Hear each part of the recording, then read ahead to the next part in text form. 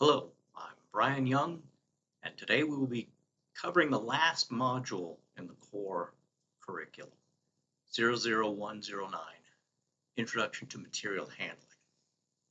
Let's get started. Introduction to Material Handling.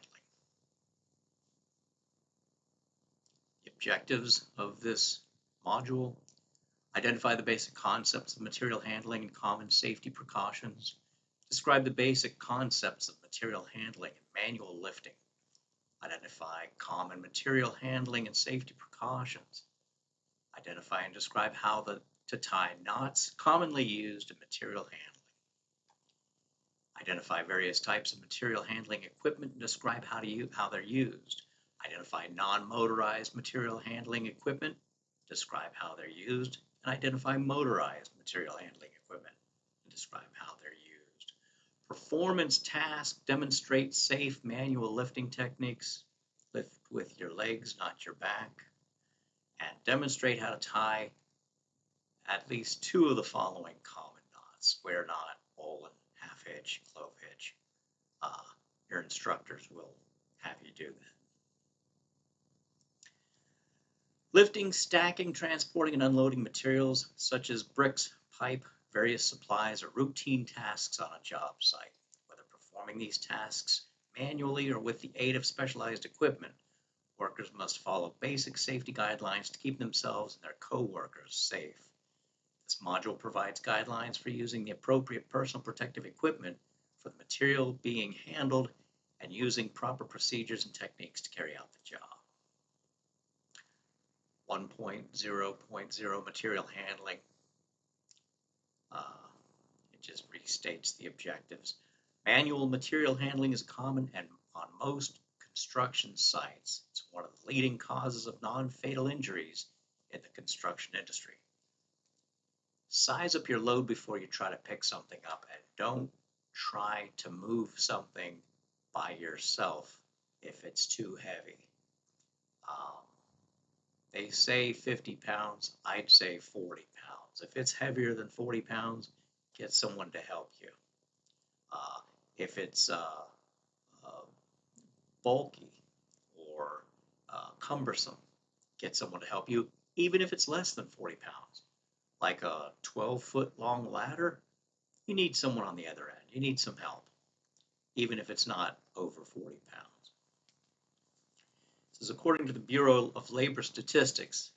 Each year, more than 1 million workers suffer from back injuries, and 1 of every 5 workplace injuries or illnesses is associated with back injuries.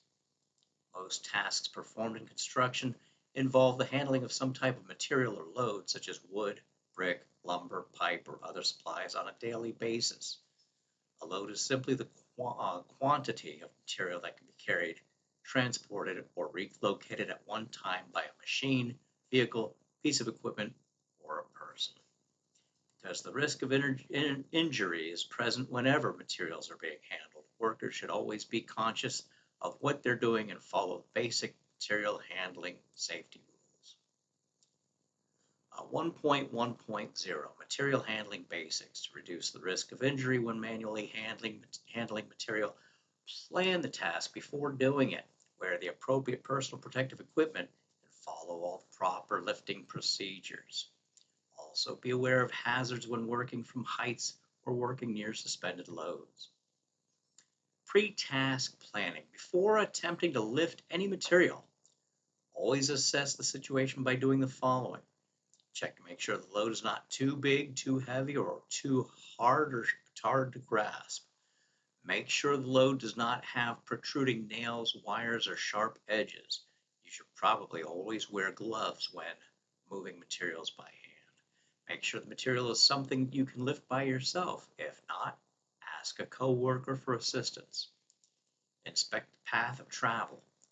Look for slip, trip, or fall hazards. If there are any hazards on the path of travel, move them or go around them.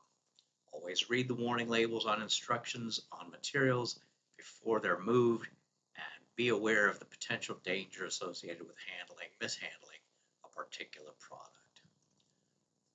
1.1.2 Personal protective equipment. Wear the proper clothing and personal protective equipment when moving or handling materials. Remember the following safety guidelines when dressing to perform material handling operations. Do not wear loose clothing that can get caught in moving or protruding parts. Be sure to button shirt sleeves and tuck in shirt tails. Remove all rings and jewelry. Tie back and secure long hair underneath your hard hat. If wearing a wristwatch, wear one that will easily break away if it gets caught in machinery. Wear gloves whenever cuts, splinters, blisters, or other hand injuries are possible. Select gloves that fit properly. Gloves that are too tight may increase hand fatigue. However, gloves that must fit snug and offer reasonable dexterity. Loose gloves reduce grip strength and may get caught in moving objects or machinery. Proper lifting and lowering procedures. When lifting objects, avoid unnecessary physical stress and strain. Know your limits and what you're able to handle physically when lifting a load.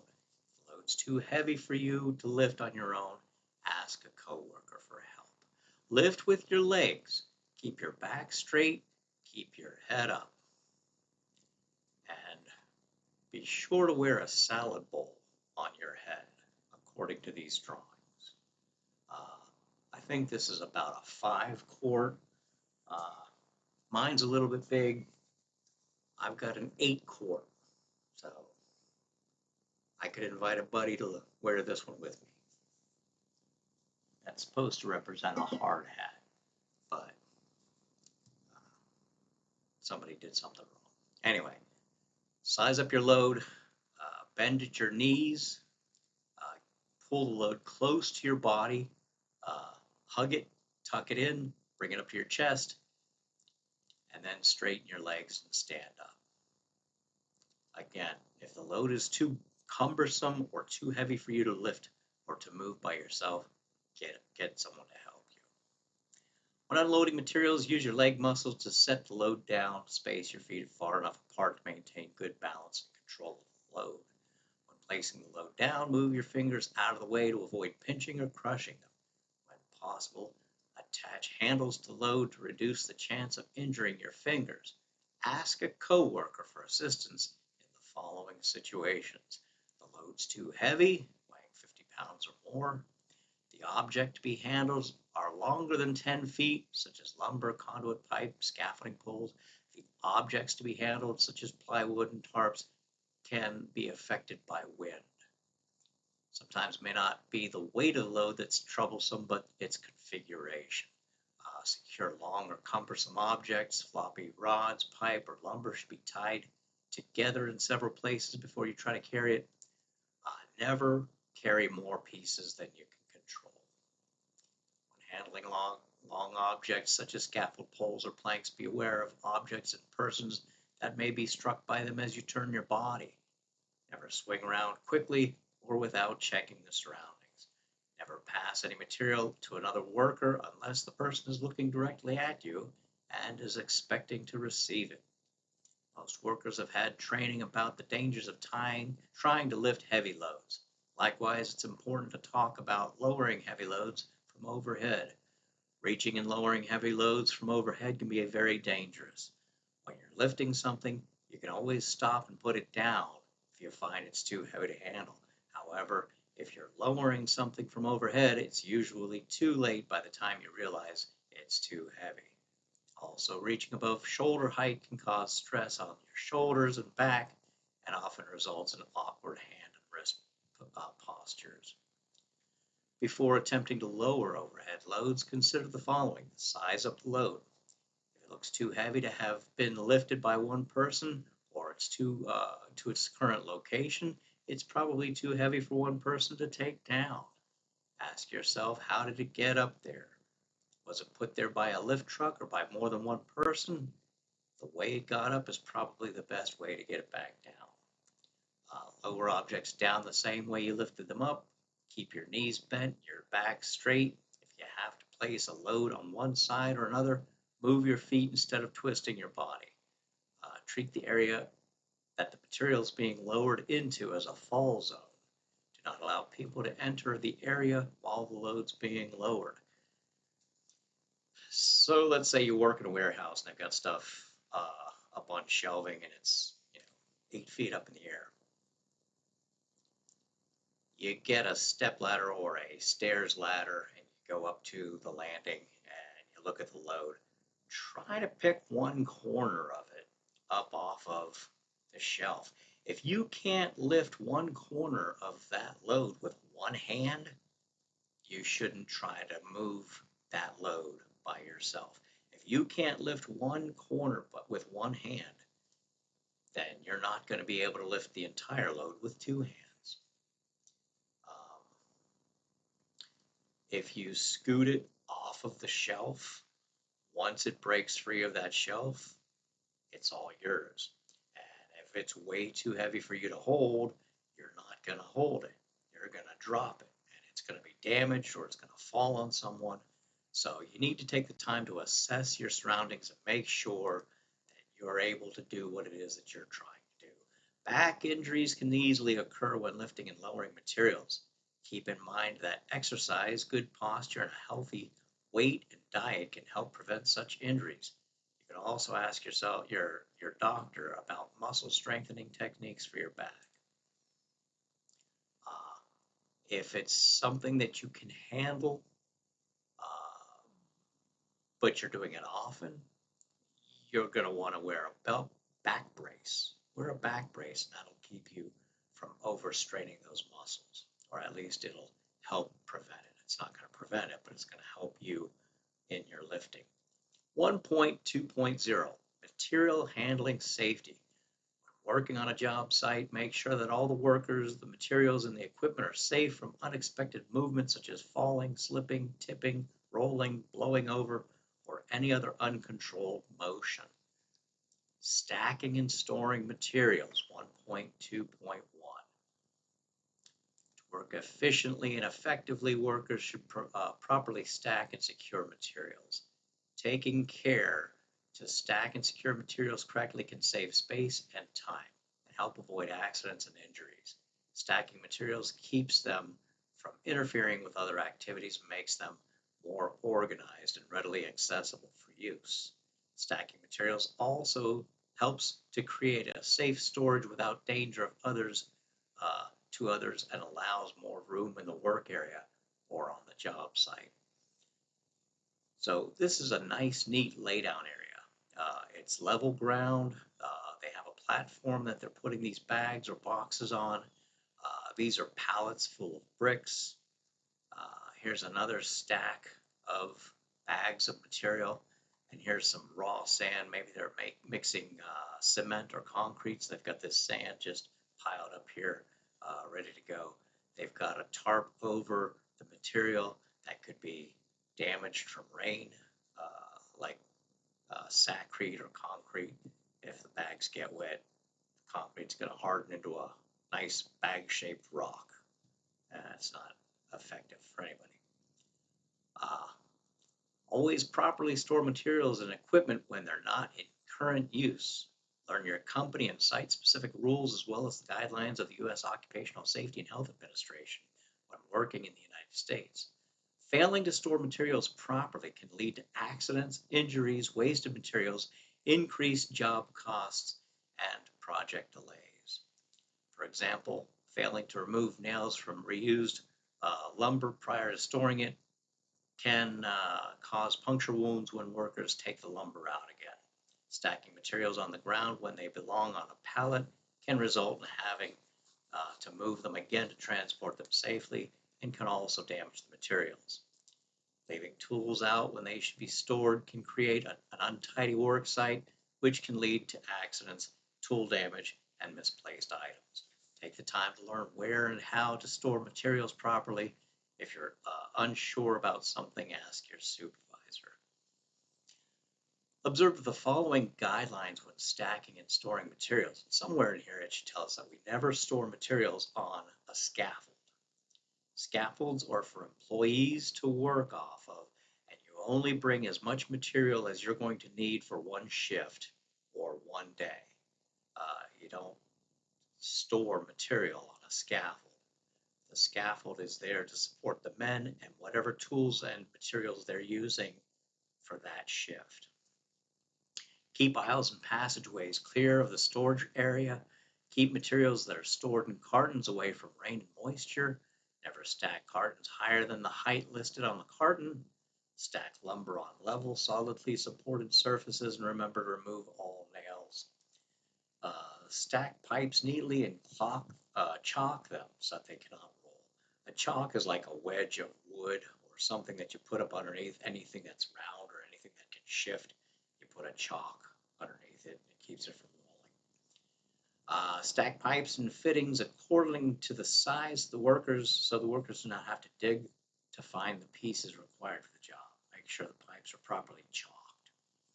Chalk all material and equipment such as pipes, drums, tanks, reels, trailers, and wagons as necessary to prevent shifting or rolling. Make sure to the chalk size and shape are appropriate for the material. Tie down or band all light, large surface area materials that might be moved by the wind. Do not stack bagged material the same width all the way to the top of the pile. This is highlighted. It says stack bagged materials by stepping back the layers and cross-keying the bags. It says at least every 10 bags high. I think that's a misprint. I think maximum of 10 bags high. Stack bricks no higher than 7 feet. Taper the brick stacks back 2 inches for every foot above 4 feet. Taper masonry blocks back 1/2 block per tier above 6 feet. Store flammables such as gasoline in a well-ventilated area away from the danger or ignition or in an approved flammable storage cabinet. So these are those chalks they're talking about. A lot of times they'll actually cut these kind of a wedge shape, or they'll take one corner off so that it's resting flat against the round objects that it's keeping from rolling. Here's a nice palette of bagged material, and you can see how they're cross stacking them. This bottom row, they're going east and west, and the second row, they're going north and south. The third row, they're back to east and west, and the north and south, east and west. So they're turning the bags at 90 degrees to each other in order to cross key the bags. It keeps them from falling. If you stack them all up in the same orientation, you don't have one pallet full of material. You have 6 individual stacks of material, and they can easily fall over. So here they're saying that bricks, you should go back 2 inches every foot above 4 feet. And I wouldn't stack them any higher than 7 feet. Yeah, stack no higher than 7 feet. And here are concrete blocks. They're saying to stack them a 1/2 block in, each layer higher than 6 feet. So you bring them in 1/2 brick, half block, all the way up. 1.2.2, working from heights. Moving materials to a higher location requires good planning and safety awareness. Make sure you use a safety harness with a fall arrest lanyard connected to an appropriate anchor point when working from heights over 6 feet. A positioning belt with a lanyard can be added if required. Never throw tools or materials up to a worker on a higher level or down to a worker on a lower level. Instead, use a rope to raise or lower the tools and materials to and from an elevated work area. Once material is lifted to an elevated level, tie off the rope and secure the material to keep it from falling. Knots that are commonly used in material handling will be covered later in this module. It says never stack or store materials on a scaffold or one runway. Very good. Don't store materials on a scaffold. Stacking materials on a scaffold or storing materials in high traffic areas can increase the chance of falling object hazards. Going green, it says reduce, reuse, recycle. When cleaning up materials around the job site, check to see if they can be reused or recycled rather than putting them all in the trash bin. 1.3.0, knots for material handling. So they've got 4 specific knots here that they want you to learn. They've got the square knot. It's not made of 2 reverse half knots, typically used to join the ends of two ropes of similar diameters are also called a reef knot. The bowline, it's a knot used to form a loop that neither slips nor jams, sometimes referred to as a rescue knot or the king of knots. A half hitch is a knot tied by passing the working end of a rope around an object, across the standing part of the rope, and then through the resulting loop, often used as an element in forming other knots or added to make other knots more secure. A clove hitch is two half hitches, a knot that consists of two half hitches made in opposite directions, used to temporarily secure a rope to an object. So the standing end is the long end of the rope. It says first some knot tying terminology needs to be reviewed. Standing end, the end of a rope that's not being knotted. So if you've got a rope that's 100 feet long, 95 feet of that rope is going to be the standing end. The working end is the short end that you're using. The working end, the end of the rope that's being used to tie a knot, is the short end, the end of the rope that's being used to tie the knot. And then again, it talks about the standing part, the portion of the rope that's between the standing end and the working end. So the standing part is the portion of the rope that lies between the standing end and the working end. And finally, to capsize, it says to change the form and rearrange the parts of a knot, usually by pulling on specific ends of the knot.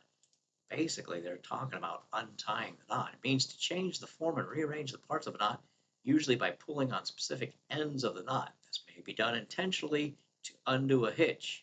On the other hand, if certain knots are used inappropriately, they can easily and spontaneously capsize, resulting in serious safety hazard.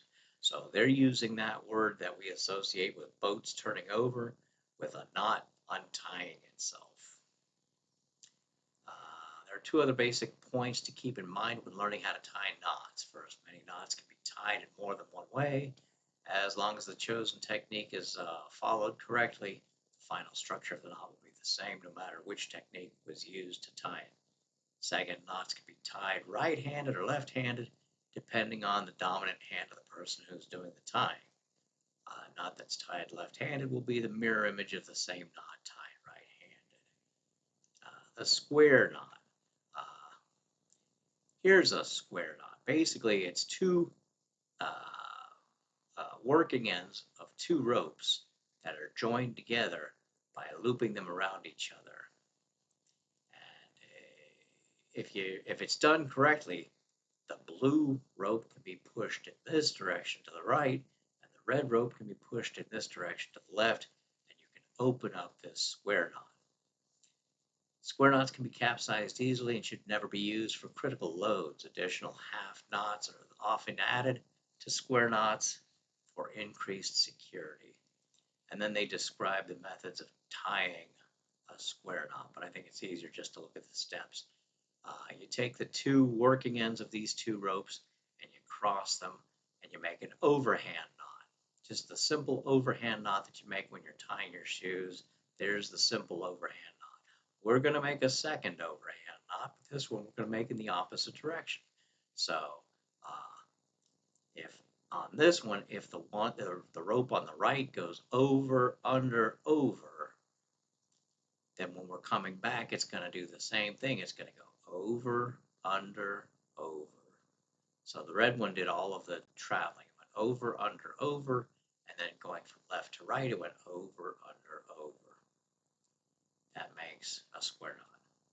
Very common error when attempting to tie a square knot is to tie the second half knot in the wrong direction. This produces a highly insecure knot called the granny knot. This is a granny knot. The red strand from right to left went over, under, over, and then going from left to right, we went under, over, under, instead of over, under, over. When you're in class, your instructor is going to demonstrate this, and it'll make a lot more sense than me saying over, under, over, under, over, under. So, bowline.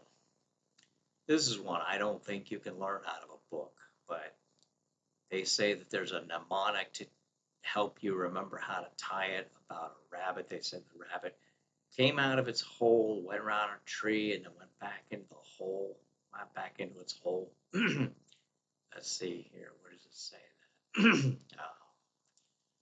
A bowline does not slip or bind when under a load, but it's easy to untie when there is no load, because a bowline cannot be tied or untied when there's a load on it on the standing end.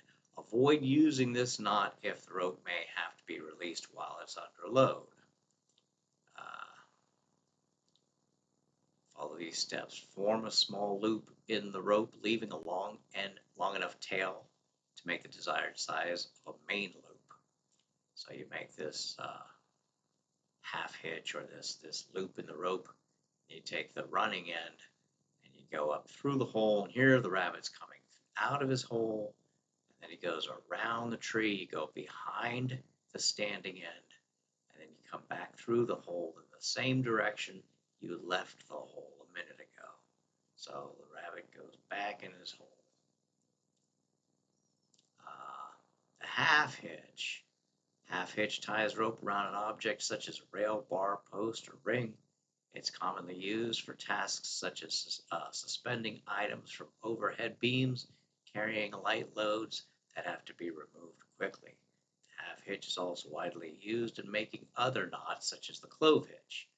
Because the half hitch is not by itself a very stable knot, it's not suitable for heavy loads or tasks in which safety is paramount. So here they took this around a pipe, and all they did was they just took it underneath itself, and that's it. You just form one single loop around the standing end, and that's a half hitch. Form a loop around the object, pass the tail of the rope around the standing part of the rope and through the loop. Tighten the hitch by pulling on the working end and the standing part of the rope simultaneously. So here they're taking this around, they're going around the object to be tied, then they're going over, under, over. They're making a simple overhand knot around the standing end of this rope, and then you pull it tight. And it's very unstable. You can make a clove hitch by using 2 half hitches. A lot of times people don't even trust the clove hitch.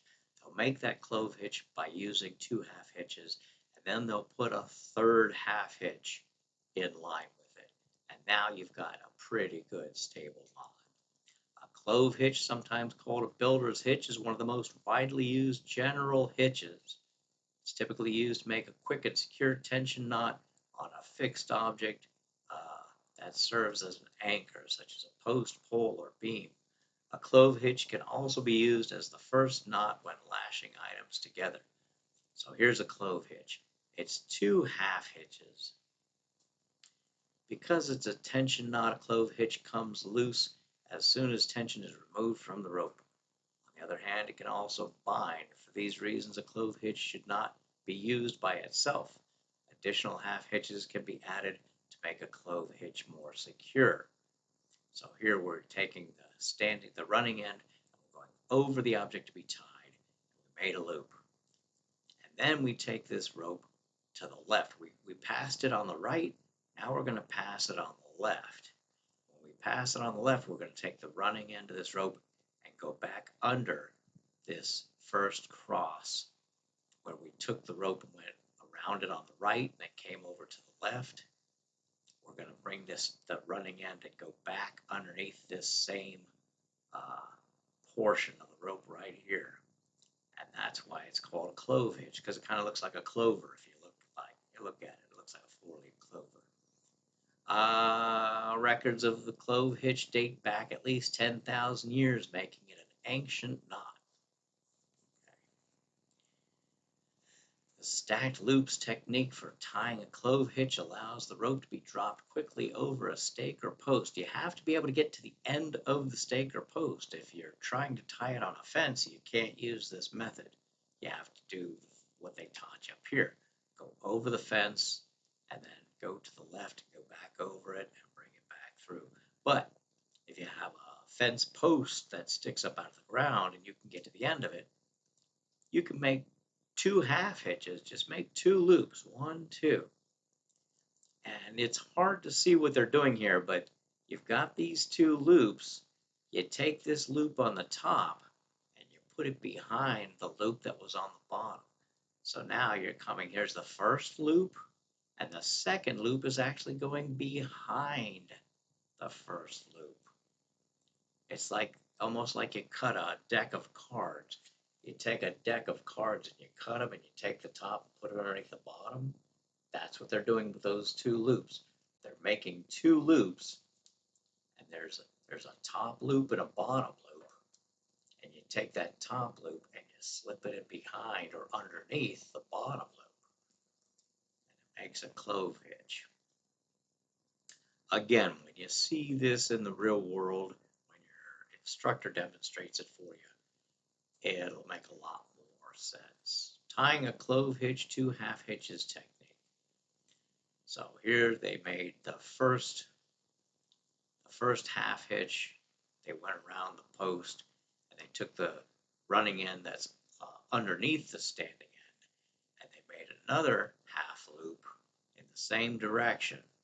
And they'll take that half loop, half hitch, and they put it on top of the first one. So here they made 1, 2, and they're taking the bottom, putting it on the top. Ashley Book of Knots. Okay. Although the Ashley Book of Knots by Clifford Ashley is no longer in print, sailors, climbers, campers, macrame artists, anyone with more than a passing interest in knots will continue to find this book cited as the definitive work on the subject of knot tying.